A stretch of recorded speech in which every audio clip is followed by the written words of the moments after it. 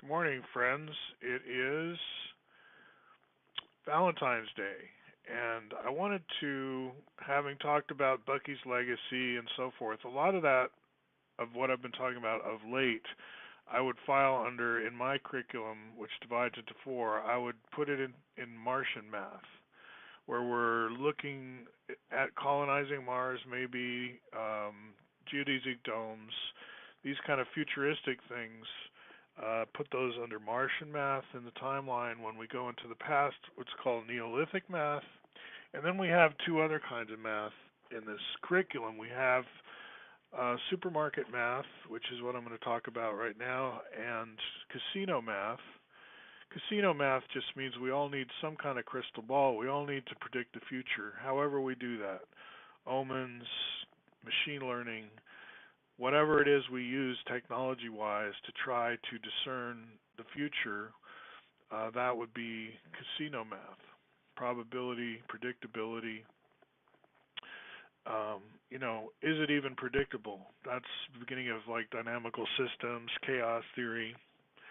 What can we even attempt to predict? How do we introduce noise on purpose so that our models aren't too rigid? Those kind of things, all casino math. Supermarket math, I'm going to link though to the polyhedrons. Let me scoot back here. I'm going to attempt to, I'm going to even unplug my headphones here so I can get further back. What's on the screen, by the way, is where I'm headed, where we're going to end up talking about e-commerce, right? And how do you design an e-commerce website? But on our route to that, we're going to go through these polyhedra. This is just one of many posters you can get. This is one I've kept around for a long time. I don't know if you'll be able to. It's from PETA.com. I don't even know if they're still in business. I'm not doing an advertisement here, but I do think I should name things when I show you them. So why did I show you that? Think about how would you store polyhedra in a database. And this is where I'd go to say SQLite. How do you store a database? What is a database? Like what level shall we start at? I've been, hyping Python a lot as a computer language because it's elegant and it's a good sample of a language, but I'm not suggesting that that be your one and only computer language. If you're into programming, it's really good to always be learning one and maybe always be forgetting one if you need to make room. And then have some old standbys or something. I'm not saying you have to be equally good, quote unquote, or familiar with every one of them, but people who've not had just one ordinary human language all their lives already know what I'm talking about. I wouldn't have to tell this to someone in Switzerland, the utility of more than one language. But I'm in the United States, in Oregon here, and we kind of have more of a monoculture than we realize. There's Spanish is the most spoken language in the world, but there's still people who think in terms of if I hear another language, that's like foreign, like it's from another part of the world, as if languages don't mix around. Now with computer languages, it's not that bad. If I see Perl, I don't automatically think, oh, I'm in the Middle East, right, because of the camels. So I could think that I might be in the Middle East, no question, if I'm using Perl, but so might I be using Ruby or any of those. There are geographical flavors. Ruby flavors is Japan flavored. I don't know how well you know your history, but check it out. And of course, Python is Dutch flavored. Windmills and things like that. So let's go to one more thing. Again, this is not a commercial because this product does not exist. It's not on the market. You can't get it.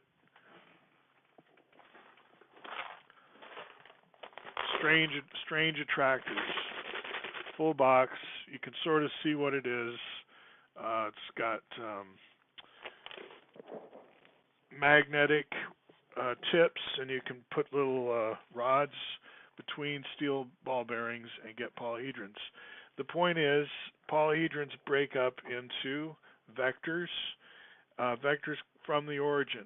let's have a strict little namespace where all vectors have their tail at what we'll call an origin, and then their tips are going to be wherever we need them to be. Around that origin are the tips. Typically, the tips will be the corners of your polyhedron. And what you're going to do is store these corner vectors, however many there are, 12 in the case of a icosahedron. How many vectors do we need for a rhombic dodecahedron? One way we can think of that is this is the dual of the cuboctahedron.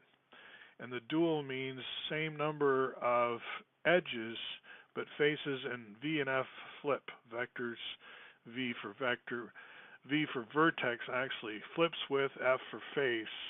So if this is the dual of the cuboctahedron, then that means the number of faces it has is the number of vertices of the dual.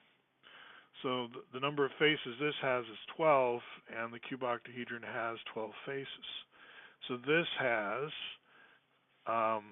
let's see if the other one, well, the cuboctahedron has how many faces? 8 triangles and 6. So 8 plus 6 is 14. So this has 14 vertexes. All right? V plus F equals E plus 2. Let's just check that out again. We know that the cuboctahedron has 24 surface edges, right? So that's going to stay the same. This will have 24. So V plus F has got to equal 24 plus 2, right? 26. So let's see if we got the right answer. We're claiming we have 12 faces. That's pretty obvious. But 14 vertexes. That is 26. 26 equals 26. So, okay, that kind of stuff is all, early, maybe elementary school when we start doing inventory around the polyhedron. But by the time we get to high school or secondary level, we're kind of reviewing it, we're spiraling. Now we need to start putting all this stuff into a database. And you're going to put your vertexes in one table, and then relationally you're going to have your faces. So when you go around a face, you're going to be giving either in clockwise or counterclockwise order, if we want to even call it that. Just say we're going to go around. It's a cycle. We don't really care in which direction in this case. So A, B, C, D, if I can call that a face, then I can distill from that the edges will be the vector pair AB, BC, CD, and then D back to A. So when you have a tuple, I'm talking Python now, when you have a sequence, a mutable sequence, you can always assume that the last connects back to the first in terms of when you're talking about faces, right? So we store the face data in another table per polyhedron. So you're starting to see a structure of tables. At the top level, you'll have the one table, which is the names of the polyhedra, how many V, F, and E. You might have a starting volume, you might not. And what are those volumes? Again, I would be going with the Martian math for consistency here, because this is supermarket math, and there's casino math, and then there's Neolithic math. So once you've got your relational table, you can then also classify your polyhedrons as to whether they're Platonic, Archimedean, Johnson. There are many categories, and you can start thinking about tagging. And all of this kind of data management is what you need if you're going to be doing e-commerce, which is where I wanted to end up again.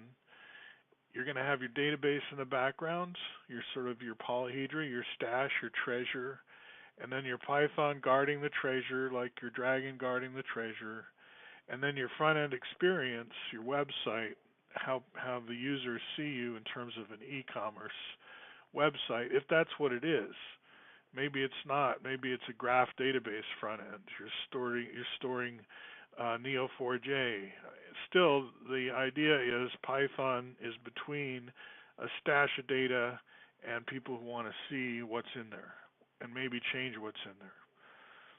All right, and that's true with other languages too. I'm not trying to always narrow it to Python. I'm just, because this curriculum has a lot of Python going, let's make sure we do at least show the continuity here.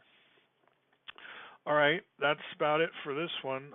Start with polyhedrons, as we're doing anyway in Martian math, and use that to feed your inventory, your database, in the supermarket. And that way you can develop the intuitions around reading and writing as we do it in the industrial age. Nowadays, the three R's, when you talk about writing, that's HTML, CSS. Reading is reading code in addition to your native language, indigenous language. And again, more than one of all of these things is better than none, better than one. More is better than one, but not too many, right? You don't want to spend your whole life learning computer languages necessarily. But you may. You may find that really interesting.